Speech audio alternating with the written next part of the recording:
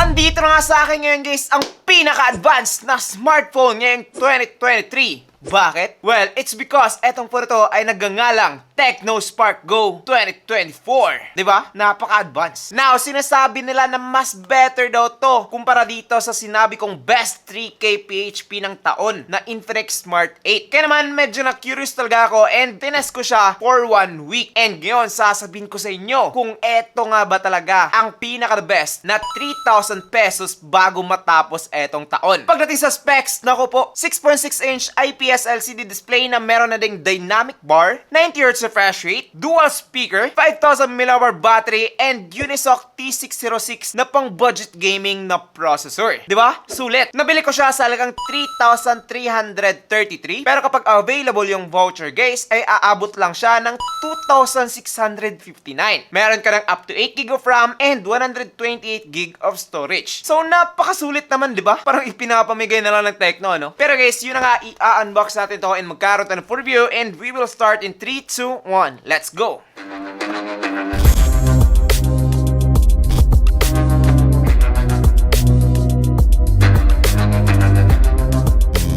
Hey, what's up guys? I'm GP and this is JTeen TV. Now, kung wala ka pang pambili, well, definitely subscribe now dahil nga magkakaroon tayo ng giveaway nitong Tecno Spark Go 2024 at saka nitong Infinix Smart 8 at saka nitong Itel A70. Now, mangyayari yan sa aming Facebook page kaya naman follow nyo din kami doon. Now, dito naman tayo mag-focus guys. Kung makikita ninyo, usual box ng Tecno, dito sa baba nakalagay na meron siyang stereo dual speakers at saka 90Hz whole screen. Punch hole na po siya. Now, hindi na natin patatagalin pa. Unbox na natin kagad. And yun! Ang lupit. Bubungad kagad dito sa atin, guys. Yung Tecno Spark Go. Ayan, meron siyang specs dito. And, sheesh! Ang ganda. Now, kapag in-open naman natin to, eto na po. Meron tayong 12 plus 1 month warranty. Andito yung kanyang warranty card. Pagkatapos ba niyan, andito na yung aking paborito na jelly case. Yung kanyang Type-C charging cable. At yung kanyang 10 watts charging adapter. Yun lang, 10 watts. Medyo mabagal. Pero 3K lang to ha. Huwag tayong masyadong mag-expect. Okay. And last but definitely not the least, yung kanyang SIM ejector pin. Overall, unlike the other Tecno products, wala po siyang earphones. Pero para sa akin guys, okay na to dahil nga meron siyang free case. Hindi katulad ng iPhone. So, eto na guys, si Tecno Spark Go 2024 sa kulay na black. Meron ka pa iba't ibang choices katulad na naman ng white, gold, at saka yung green. Now, para sa akin, gustong gusto ko talaga yung design ng phone na to. Now, hindi ko naman sinasabi na siya lang yung merong ganitong design. Halos half ng mga phone na nare-release dito sa Pilipinas ngayon ay ganito talaga yung itsura. Pero look at that, di ba? Premium na premium, ang gandang tingnan. Yes guys, etong phone to ay merong plastic back, plastic frame as usual dahil nga napakamura nito. And also glass front. Pangit naman siguro kung plastic din yung front, di ba? Parang friend mo, plastic. Ow, got hurt. Now, isa sa mga pinaka-interesting about this phone guys is that fully packed na po siya. Yes, complete package. Pagdating dito sa kanyang mga buttons and ports, dito sa ibaba guys, nakalagay ang kanyang 3.5mm port which is saksakan ng headphone. Katabi na to ang kanyang microphone. Type-C charging port na rin which is napaka-impressive. And pagkatapos man yan, andito po yung kanyang speaker grills. Now, dito naman sa right side, nakalagay po ang kanyang volume rockers alongside with this fingerprint scanner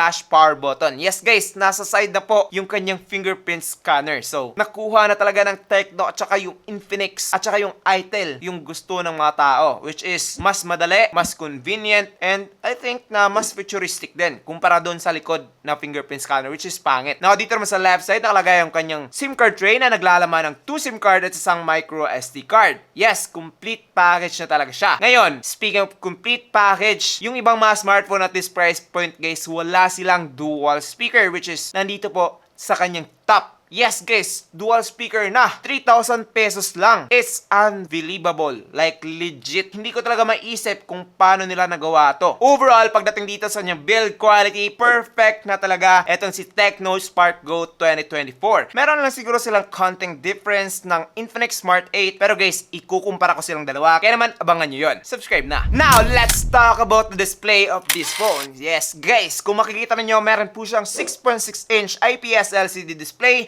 with 90Hz refresh rate. Meron din itong 720p HD Plus resolution, which is para sa guys is okay na rin for its price. Yes, I've seen a lot of phones na mas maganda yung details, mas maganda yung resolution overall. Pero guys, at this price point, really, wala na atang makakatalo dito. Parehas lang sila ng Infinix Smart 8 na meron na ding punch hole display. Dagdag mo pa na meron siyang dynamic bar na lumalabas kapag nagcha-charge o di ka naman nagpe-face unlock. Ayan, yun yung tinutukoy ko. Mala iPhone na talaga etong si Tecno Spark Go 2024, mapaharap man o likod. So, kung mayroon kayong mga kaibigan dyan na walang alam sa smartphone, pwede nyo sabihin na ito ang latest na iPhone. Diba? Ang lupit. Pwede ka naman kapang-uto.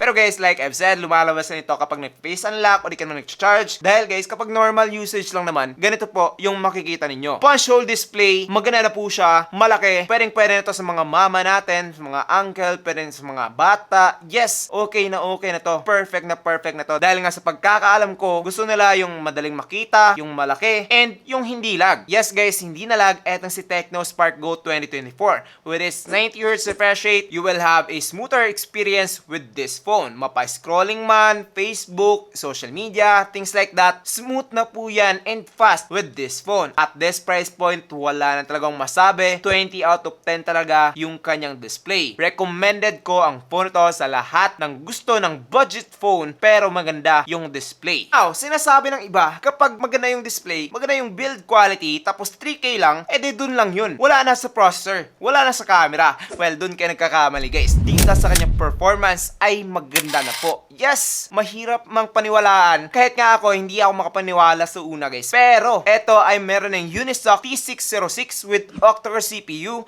which is yun yung mga ginagamit sa mga 6,000 plus na mga smartphone ng ibang brand. Yes, pagdating dito, nakakuha ako ng Antutu na 230 plus. Yes, umabot pa siya ng 240 plus thousand minsan, which is okay na talaga for its price. Maganda na rin yung kanyang GPU, which is Mali G57 MP1. So, kapag kayo ay maglaro dito guys ng Mobile Legends at iba pang mga games, pwede na talaga to. Dito sa Mobile Legends, Ultra Graphics and higher refresh rate na po siya, which is para sa akin is playable na talaga and hindi ka na magproproblema na, magka-crash, maglalag. Hindi na yun mangyayari dito sa phone na to. Well, except na lang siguro kapag na-full na yung storage nyo, doon na siguro siya maglalag ng konti. Pero guys, I don't think or I doubt na maglalag to sa Mobile Legends. Hindi naman kasi ganun kabigat yung Mobile Legends and hindi rin mahina yung processor na andito sa phone na to. Sa Call of Duty naman, playable pa rin siya. Medium graphics, high frame rate, and I would say na mag-enjoy ka pa rin naman dito sa Call of Duty with this phone. Marami sa mga kabataan ngayon na naglaro ng Farlight. Siguro guys, pwede na din to, pero hindi ko pa siya na-test. Para sa akin lang, nagde-depende rin kasi yan sa inyong mga settings. Dahil kapag naset nyo siya ng tama, mag-run talaga siya smoothly. Kapag kayo naman ay hindi gamer, pero gusto lang mag-multitask, mag-YouTube, mag-Facebook, social media, well, definitely okay na talaga ang processor netong Tecno Spark Go 2024 guys. Ang haba talaga ng pangalan. Oh my god. Pero kapag nakaranas ka na ng mga mas magandang smartphone tapos babalik ka dito, siguro hindi ka na masyadong maso-surprise. Pero guys, kung nasanay ka na bumili ng mga 3,000 pesos sa smartphone, this is definitely a huge improvement. Now, let's talk about the battery of this phone. Eto guys, ay meron ng 5,000 mAh battery that can last up to 1 day. Yes, and also hindi rin ganun ka power consuming yung kanyang processor. So you might experience 2 days with this phone like yung mga casual usage lang. Pero kapag continuous gaming guys, aabot naman siguro ng mga about 9 to 10 hours. Ngayon, kapag charging naman ang pag-uusapan guys, medyo slow po siya. Dahil nga meron lamang siyang 10 watts charging. Aabot ka ng up to 3 hours with this phone from 0 to 100%.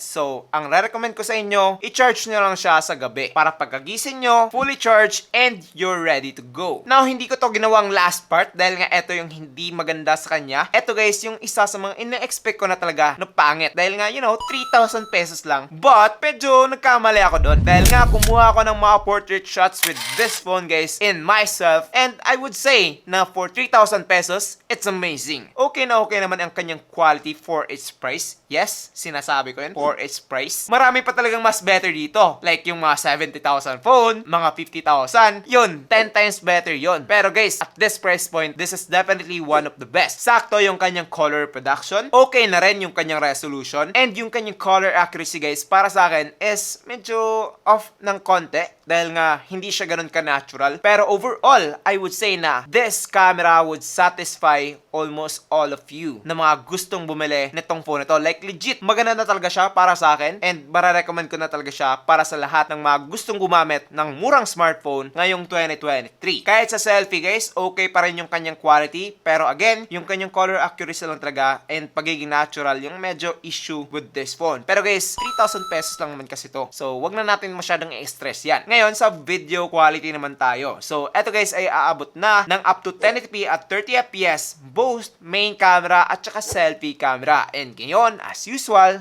try natin. So, eto nga guys, yung video quality ng Tecno Spark Go 2024. So, ano sa tingin nyo? Okay ba? Comment down below. Ngayon, try naman natin yung kanyang selfie. Now, eto naman guys yung selfie video camera ng Tecno Spark Go 2024. So, ano sa tingin nyo? Ha? Okay ba? Comment down below. Oh, sheesh. Ang ganda pala ng kanyang main video camera guys. Okay yung color accuracy para sa akin. Medyo kulang lang ng resolution ng konti. Pero for its price guys, nako po, wala na talagang mas better dito. Except na lang siguro yung Infinix Smart 8, which is again, ikukumpara ko soon. Kaya naman, subscribe na. Para sa akin, overall for its camera, kapag gusto mo ng isang magandang camera for 3,000 pesos, this is definitely recommended. Pero guys, again, 3,000 pesos lang. Kapag gusto mo talaga yung magandang camera na pang high level talaga, manap ka ng mas mahal pa dahil nga again, hindi ka talaga makakahanap ng mala iPhone na camera sa murang halaga. Mala iPhone lang siguro na camera module, yung ganito. Pero pagdating sa mismong hardware at saka software capability, hindi mo yan mahanap sa murang halaga. Siguro kapag gusto mong mag Facebook Live, well, gamitin nyo na lang yung kanyang back camera guys. Maganda na po siya. Actually, yun talaga yung isa sa mga nagustuhan ko with this phone. Kaya naman overall, for its camera, 10 out of 10 talaga. Like, napakamura lang niya. So, wala talagang masabi. Overall, okay na talaga etong si Tecno Spark Go 2024. Recommended ko siya para sa lahat ng mga gusto yung budget phone na perfect para sa kanilang mga budget. Now, this is definitely one of the best phone for 3,000 pesos. Pero, bago kayo bumili nito, siguro na-upload ko na yung comparison between this phone and the Infinix Smart 8. Now, this is the battle you've been waiting for. Kaya naman, abangan nyo to. Kung hindi pa kayo nakaka-subscribe, mag-subscribe na kayo. And again, maglalagay din ako ng link down below para legit yung makuha nyo. So, that's pretty much it. I'm JP and this is JTN TV. Thank you for watching and God bless. Bye-bye.